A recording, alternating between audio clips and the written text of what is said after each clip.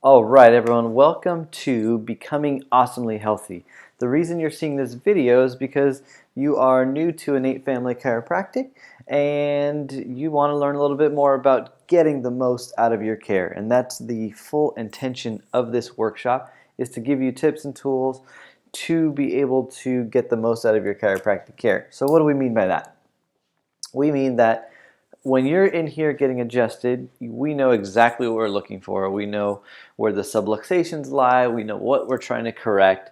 And it's really pretty predictable on our end in terms of what we're doing in office. But outside of the office, when you go out into the real world, that's where the unpredictable stuff happens. So we want to help you to deal with those things and deal with them in a way that doesn't stress your body to a point where it starts to go backwards in terms of your health and your nervous system. So we want all of our patients to become awesomely healthy, and this is going to be part of the step to getting there. Because you are receiving this as a video or a webinar, we won't have the same level of interaction, but I encourage you, if any question does pop up, think about it, figure out how this would apply to your life, and definitely let's talk about it the next time you're in the office so that we can get it addressed and give you a good answer to move forward with. So right now I want you to imagine being 21 years old. For a lot of folks, that's a big milestone in their social life, especially. Being able to hang out with your friends, and at 21 you can do some new things. You can start drinking alcohol, you can go to bars, you can go to clubs, things that kids do. If you're younger than this, it will happen someday. If you're older than this, well, you can reminisce on those days. But imagine not being able to do any of that because your digestive health is so bad that alcohol really aggravates it, that food aggravates it, and that you just have to be cautious when you leave the house. Imagine being 21 and whatever public place you're going to, having to do a little research to find out where the bathrooms are in case you have to make a run for it, to be prepared, to not know what's going to happen when you get there. Is that the existence, or is that the picture of living a perfect life and perfectly healthy life that a 20-year-old wants? Of course not, right? Well, I start with the story because this was my story. When I was in my early 20s or late teens into my early 20s, I was dealing with all kinds of digestive issues. If I had moved forward in terms of getting a diagnosis, it would have been one of two things because I had some symptoms that kind of crossed boundaries. So it would have either been Crohn's or ulcerative colitis. That would have been what the doctors labeled me with. Now, how did I get to that place? I got there because I was taking a lot of medication, mostly antibiotics, and then some stronger ones like this one that you see pictured called Accutane. Not a fun drug whatsoever. So when I was a kid, when I was early, I don't know, maybe between 3 to 4 years old, I was dealing with chronic ear infections.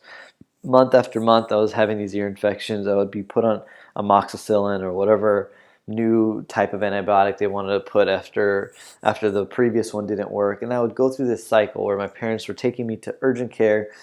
I feel like it was at least once a month. And it was in the middle of the night usually where I'd get these fits of pain in my ear. And the medication would take it away, but inevitably it would come back. Well, eventually they said that I just grew out of it. What we know now is that kids don't just grow out of things like this, whether it's ear infections, whether it's asthma, whether it's other stuff. It just manifests a little differently. So it went away temporarily. But all the antibiotics into my gut, if you know anything about the gut, what we've learned is that the majority of the immune system sits within the gut. So I feel like I was sick all the time. Any break from school, any flu season, anything like that, I would just go down. And the other part of the gut bacteria is that it needs to be in proper balance. So especially right now, we've been seeing a lot of marketing for this, whether it's through yogurts or probiotics, of everyone making a push to get good bacteria or good probiotics into your gut. Well, when you take antibiotics, what they really do is they wipe the gut clean. They take them all out, all the good bacteria and the bad bacteria. And in that sort of situation, it really allows for the bad bacteria to thrive. So now my bad bacteria was on overhaul. They were going nuts in there and wreaking havoc. So now I'm a teenager and I develop acne. Now, if any of you have ever dealt with acne or have any kids that have dealt with it, you know that if you go to your primary care physician, they're going to typically prescribe you more antibiotics. And that's exactly what I got. And then, so I got the antibiotics, and most of them were oral antibiotics, but then I got some topical antibiotics as well because the oral ones just weren't working. Because the whole problem was just manifesting over again, that I was killing off all the good stuff that was trying to thrive and try to bring me into balance. And we went through this cycle, and I went through that for years. We progressed to this drug that we see up pictured here, Accutane. Now, Accutane has some harsh side effects, and I started to feel those side effects, and they also come with strong warnings that it can cause birth defects. Make sure that if you are a lady, you do not become pregnant within 5 years. If you are a male, do not impregnate anyone within 5 years of taking this drug. So it had a lot of scary signs on it that probably should have been my indicator that I shouldn't take this, but I took it for about 6 months. Now, I only took it for 6 months because every month I got a blood test to see if my liver could handle this medication. And at that 6-month period, my liver blood tests started to show that things were becoming abnormal, so they took me off of it. Not long after that, I developed these digestive issues that I've seen other people in my family even. They were on the drug longer and they've been hospitalized with ulcerative colitis. It just wreaked havoc within our systems and within a lot of people's systems. There are now multiple class action lawsuits against this drug in particular. But the reason I bring this up is this chemical toxin that I was putting in my body and the accumulation of those chemical toxins are what brought me to chiropractic. Because up until this point, I had pretty much given up on my medical doctors because all I was getting was more drugs for the previous problem, and they weren't really giving me a whole lot of good results. So I just kind of did nothing, to be perfectly honest, until the universe aligned itself and put me in front of a chiropractor. So I was working a summer job as a lifeguard, and a chiropractor started to rent out the pool to do some exercises with his patients that were dealing with disc issues like disc herniations and things like that. So we got to talking and formed a relationship because we saw each other on a weekly basis, and he started to ask me about my health and my lifestyle, as I would do if I was in his situation, being that I always want to know about people's health. So we started to identify some of the things that were not working in my health, and this was a big one. When he learned about my digestive issues, he invited me in to come to his office, get adjusted, and see if that would provide any sort of change. And you know what? It did. I wouldn't say it was overnight, but I saw that as I was getting adjusted, my digestion started to change. And one thing that really stood out to me is that I didn't do anything else. I didn't change the foods that I was eating. I was still eating a pretty junky diet. I didn't change my health habits, like I wasn't getting more sleep or more water. I wasn't doing anything. I do those things now. But at that point, the only thing that was different was that I was getting adjusted. And my nervous system in that area started to respond positively, and my digestion started to improve. Long story short, I got a lot better. I started to do a lot more of those lifestyle things to really repair my gut and my internal chemistry. And I got inspired by my first chiropractor to become a chiropractor myself. So everyone has their own way into chiropractic. Sometimes it's based on a physical pain. Sometimes it's based on emotional stress. Sometimes it's based on chemical stress, which is how I made my way into this world. So I'm going to ask you some questions that I want you to think about. Now, what do you want from your family or for your family? Of all things in the world, what are the top couple things that you want? Most people tell me health and happiness. Those are typically the top two, followed by some others that vary, but security, safety, wealth, they get in there, they get mixed in there as well. So if we want health, and we're going to focus on health because obviously that's why you're watching this video, is on a health basis. So if we're looking at health, we ask the question, how do we achieve health? So if you walk out on the street and just take a random poll, you're mostly going to get one of two answers or a combination, and they're going to be the top two. Exercise and nutrition. Someone's going to say diet and exercise, something along those lines. And those we obviously know are going to be beneficial to your health. But are they the only thing? We think not. They're part of it, but not the only part. So look at the other, positive attitude. That is a huge one. We encounter people all the time that are just grumpy all the time or in a bad mood. They don't express the best health. So if you want to be expressing better health, start with your attitude. Start changing the way you look at your health and your life and all that fun stuff. Sleep and rest. We live increasingly busy lives, whether it's because of career or family or both.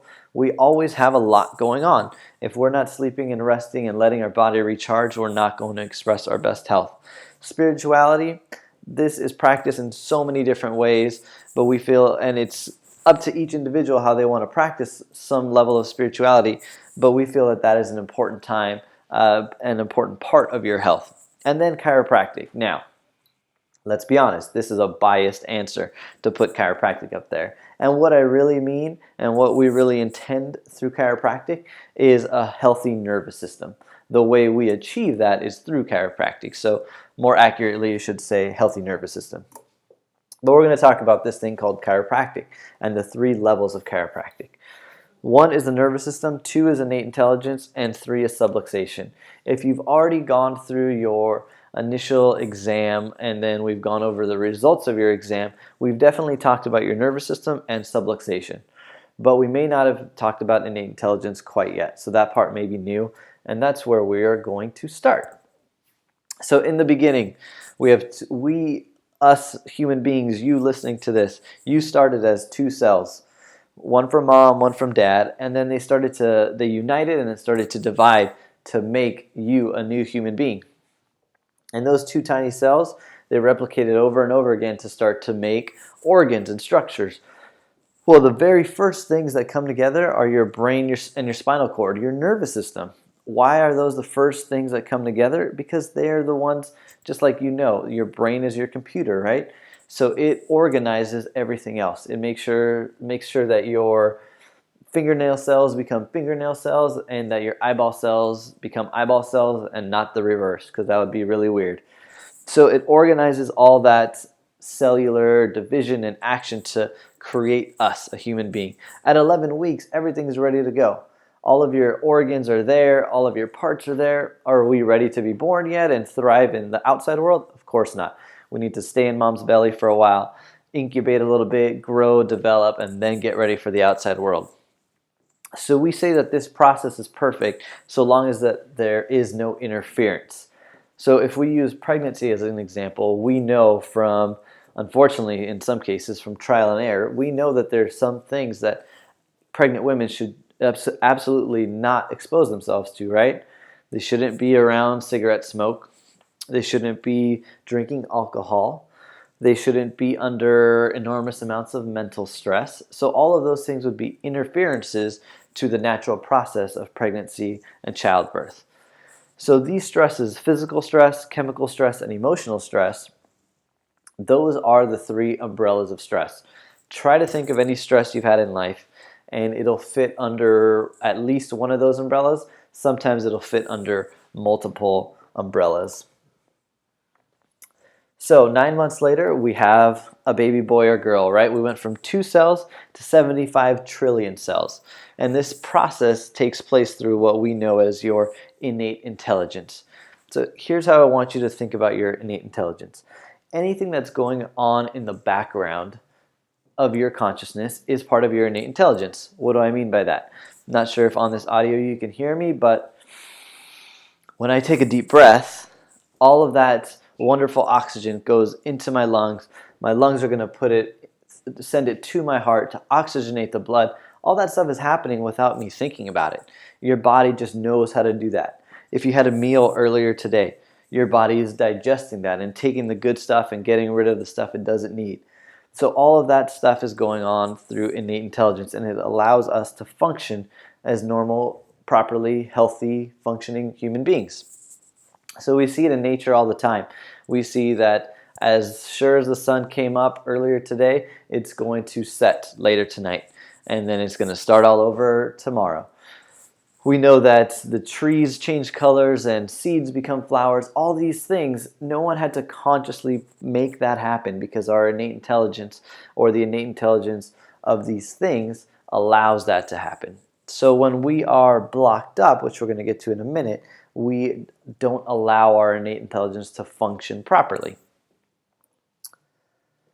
So let's talk about two things. Now, typically I would ask you, if you were sitting in front of me, a couple facts here, or I would present them to you, and if you had any questions, we would dive into them. But I want you to think about this. Since you're on your own, I want you to think about each statement, and if you do have any questions, please bring that up to us and we'll discuss.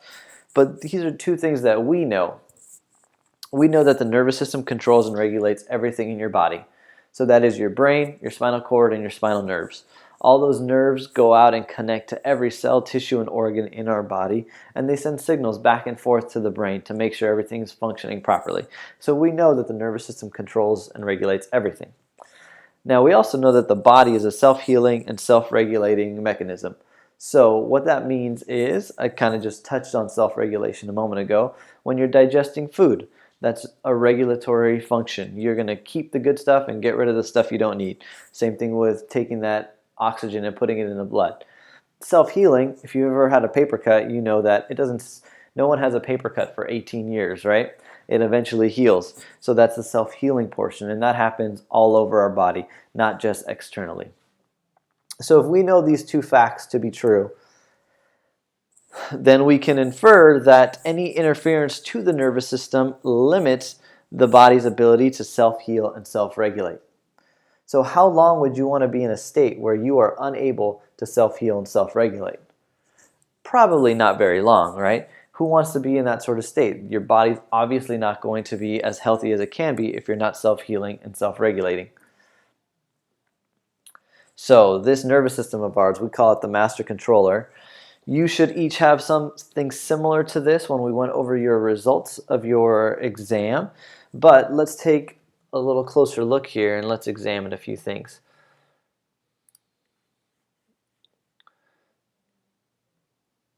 All right, so if what you are coming in with is something like a headache, we know that this may be caused by subluxation.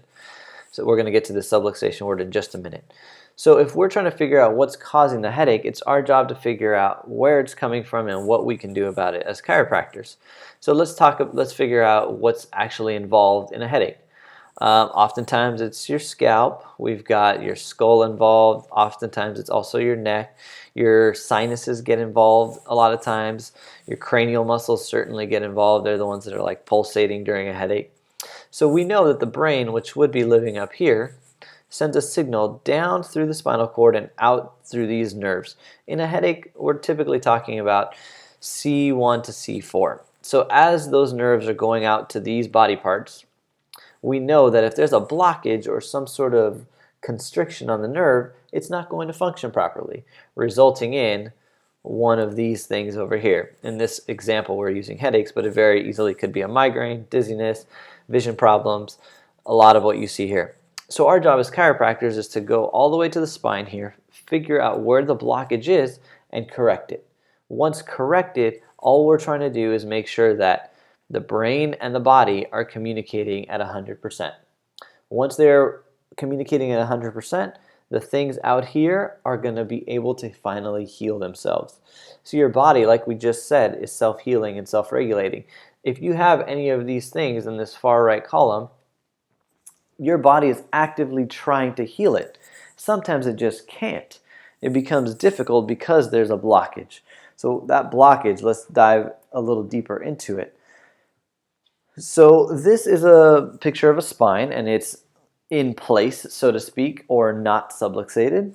And this one here is subluxated. You can obviously see in the middle there, there's a bone out of place. Well, this bone out of place is it's a very physical definition of a subluxation, meaning that it's looking just at the movement of the bone. But there's a lot more to a subluxation.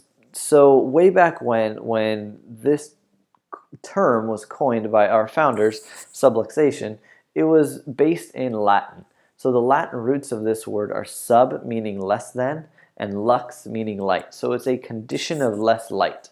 So during your exam, we did two different scans. One was measuring your electrical signals of your nerves. So way back when, before they even had this technology, they knew that the body had a light energy or an electrical energy, and that it transmitted across the nerves. So they saw that, let's say this is your C4 nerve, and it's causing that headache that we just talked about, or this C4 bone and then the nerve right behind it. So if that bone's out of place and it's compressing your C4 nerve and it's causing a headache, that's the outward symptom. Well, our job is, one, to fix it, to correct where the cause is coming from, right? But way back when, they noticed that when that bone was out of place, that person just was not expressing their greatest light energy or their innate intelligence or their optimum health, whatever term you want to use. Something was off. If your head is pounding, that is not a normal function of life. We need to do something about that and correct that situation. So that subluxation is much more than just a bone out of place. It's a concept, and it's a process that changes the function of various body parts depending on the path of the nerve. And that's how we practice chiropractic in our office. So if anybody asks you what a subluxation is, you can refer to an example like this, or you can refer them to us. We'll explain it for them so we won't put the pressure on you. But that's what we're looking at. We're looking at where something's out of place, what that's causing, what the physical manifestation is, and then working backwards to figure out where the cause is and how to correct it.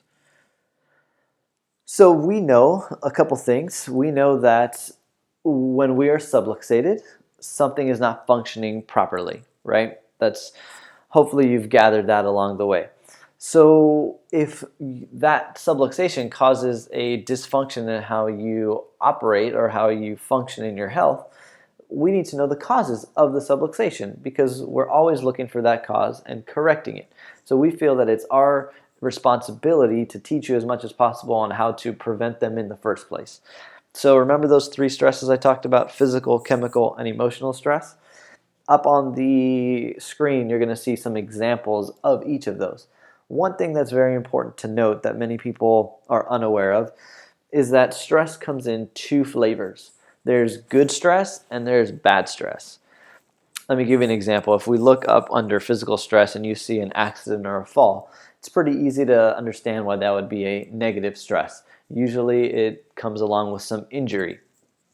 But athletics or birth or work, depending on what you do, those can be positive stresses.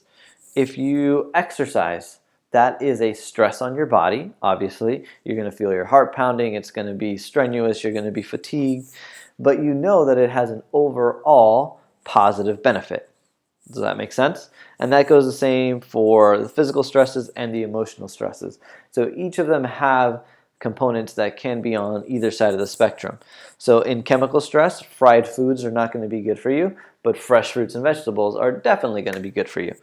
Emotional stress, dealing with taxes or arguments or death or divorce, any of those things typically are on the negative side.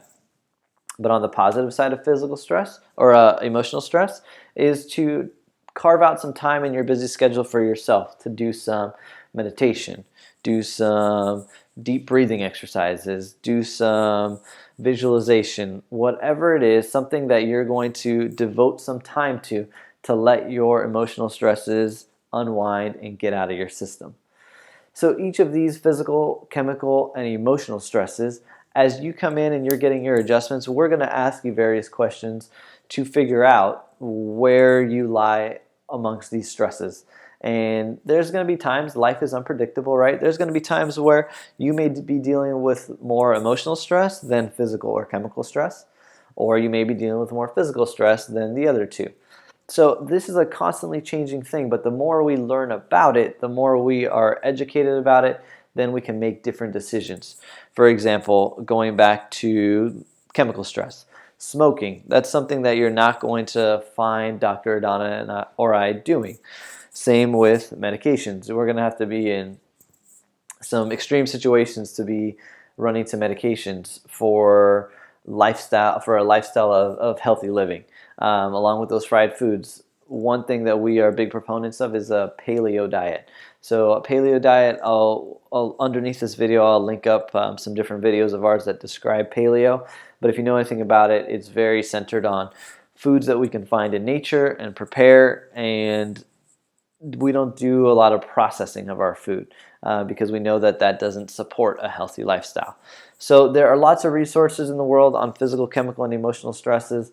We will certainly be providing more and more information on that throughout your care, and we want to make sure that you're more on the positive end of it than you are on the negative end of it. Now, chiropractic, we say it's the move towards health and away from sickness. So here's a list of some things that your adjustments will provide for you. They're going to provide some increased energy, decreased stress, better sleep, all good stuff. But at the bottom it says you must follow the program to be successful. So at the beginning we made certain recommendations, and we didn't make them just because we thought they were fun. We made them because they're the best for you at this time. And those recommendations for your care will change as your body changes, as your health improves. So this MRI shows a picture of a brain scan. On the left, you're going to see that this is a picture of a brain and it's very lit up. Now, a lady was asked to wiggle her left foot or move her left foot, and you see that the brain activity is going all over the place. There's the blues and the reds all over that brain. Now, on the right side, it's the same lady, same movement, wiggling the left foot, but we see much less of the brain involved. So in between those two brain scans, she got out of the MRI machine, she got adjusted by her chiropractor, and she went back in and did the same thing. So what does this show us? This shows us that chiropractic care makes your nervous system more efficient. Less brain activity was needed to complete a simple task. So we expand that onto more complex tasks, way beyond moving your left foot, into work projects or family projects or strenuous exercise, whatever it may be. We're making your body more efficient. More efficient bodies are able to deal with stresses a lot better. So here's a list of things that chiropractic can help. Now, you're going to see a whole bunch of stuff. There's way more that we can add to that list. But the thing I want to impress upon you is that we don't actually treat any of those things. If you've been following along in the video, you'll know that the one thing we're looking for is where's the subluxation and how do we correct it. Once that subluxation is corrected, all we're doing is allowing the body to then handle these things. When I was a kid dealing with ear infections, if I would have been adjusted at that point, that chiropractor would not have been trying to take away my ear infections. He was going to be looking for the cause of it, typically in the upper part of the neck, that is allowing those ear infections to take place in the first place. My body did not want to have that infection, but that was the condition it was in at that time. So by finding that subluxation and correcting it, so many things change. If we look at something like constipation or other digestive issues, which I've dealt with as well, when I started getting adjusted, what was happening is that I was able to, or my nervous system was then able to function properly. My digestive organs finally had the life back in them to function like they were supposed to, because that chiropractor was doing one thing and one thing only, finding that subluxation and correcting it.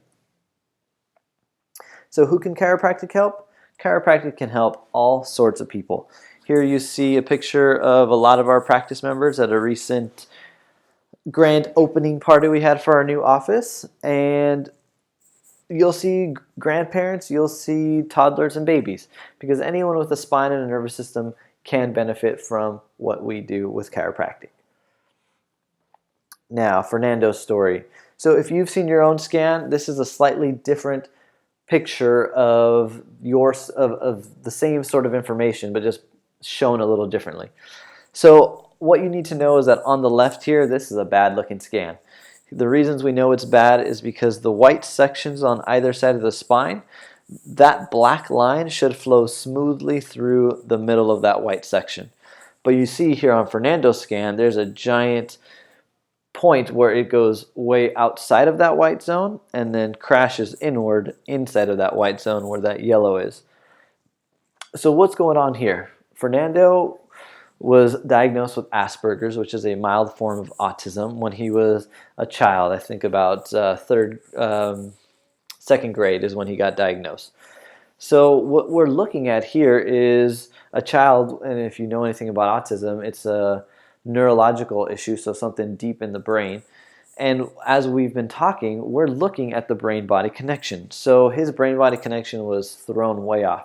If we see where those two giant red spikes are, we can definitely see that there's a disruption in that signal between the brain and the body. So that smooth line is non-existent on the left side. On the right side, I'm going to point you down to where it says total energy. So his total energy score should be 100. He was at 394. 394 means he's working almost 400 times harder than you or I would to just stand still, or sit still in this case. So for him to sit still was taking a lot of mental energy. That is not an efficient system. We fast forward about 6 months later and we look at his scan. That black line is a lot smoother and going in through that middle of that white zone like it's supposed to. And his total energy dropped all the way down to 164. I'm happy to report as of his latest scan, it was down to 119, so even closer to 100. So we're still working on this because this was still a couple years ago where these scans were taken. But for him, it meant a world of difference. If you look at what his mom said, starting at the middle of the second to last paragraph, she says, this past year, he has been super consistent with his chiropractic care. His energy levels are much different now. He is much more calm and relaxed. He is able to focus so much better in school and pay attention. And his scans are improving tremendously. And he has a much better attitude about himself and is taking responsibility for lots of things in his life. Does that seem pretty applicable to anybody? Could those things be of benefit to be able to focus better, pay attention, feel better about ourselves? Of course, right? Whether it's a child, at this point he was about 11 or 12, it's going to be huge for them, but that would be great for us as adults too. So I use this example because most people are not dealing with something as extreme as something like autism. But nonetheless, the only thing that we were doing was addressing that cause, which was the subluxation itself. So once we started to address that, things just started to function better and better. And they will continue to function better and better for him because as he grows and develops, he's still a teenager. There's still a lot of growth and development to go through. So as he continues his care, his brain and body connection are only going to become more efficient and more effective. Here's what he had to say about himself. He said, I noticed that I'm not as hyper as I used to be. I'm able to sit for longer periods of time. I feel more patient and calm in my daily life. If you're a parent that has a kid experiencing autism, you know that that's huge. To be able to just feel more patient and calm, that is huge. For us as adults, if you're dealing with something that's not as extreme, that still would be of a huge benefit on a regular basis. So right now, I just like to say that we have an opportunity. This picture is taken from the mountains here, not too far away, and it's looking down on all of us. Now, every time I see this picture, I think there are so many people out there who have no idea that chiropractic is an option for them. I know for myself and my parents when I was growing up, we didn't know that chiropractic for kids was an option. We didn't know that it's something that could have helped my ear infections, that we didn't have to go down the route of medication. But this happens day after day after day, and there's so many people out there that can get help naturally by allowing their body to express its health, to allow it to self-heal and self-regulate like it's supposed to, but they have no idea.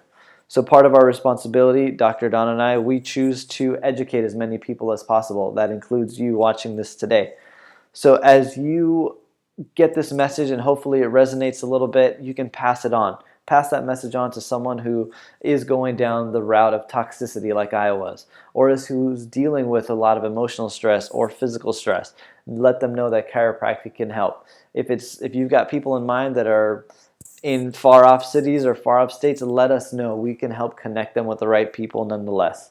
And if it's folks that are close to you in your life and close to us geographically, we'd be happy to help them, because we know we've gone through our own health challenges and journeys, and we know that there's so much better health on this side of the spectrum.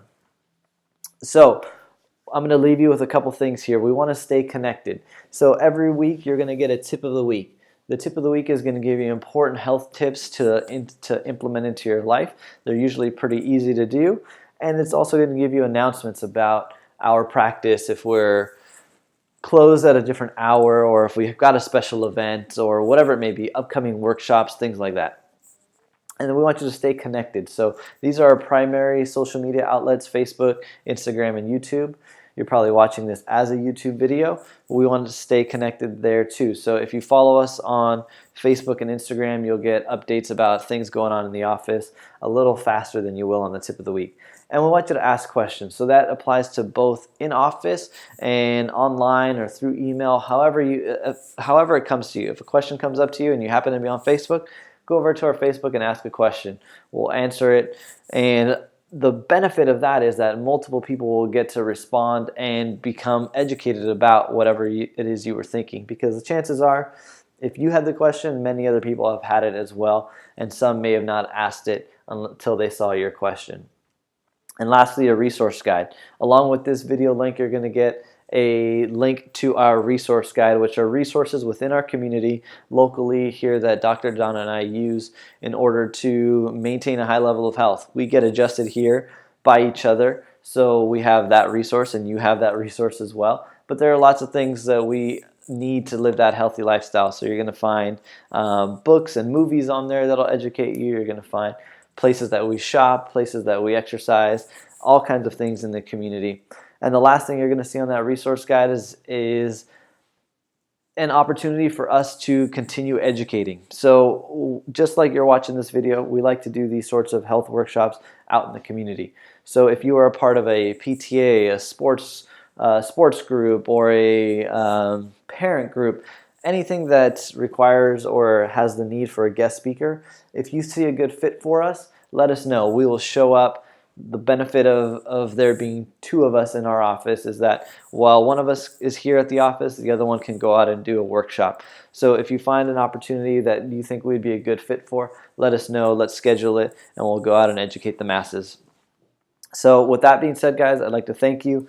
Thank you for taking the time. I hope this has helped or will help to expand upon the care that you're receiving with us. And of course, if there's any questions, please bring it up. And guess what? Knowing that you've watched this video, we're going to ask you a couple things on your next visit. So be ready to answer this one question. Ready? Ready for it? You may want to write it down. What is one thing you learned from this workshop? So it's a tough one, I know, but we're going to ask you, and we're going to want a good answer. So thanks again, guys, and we'll see you soon.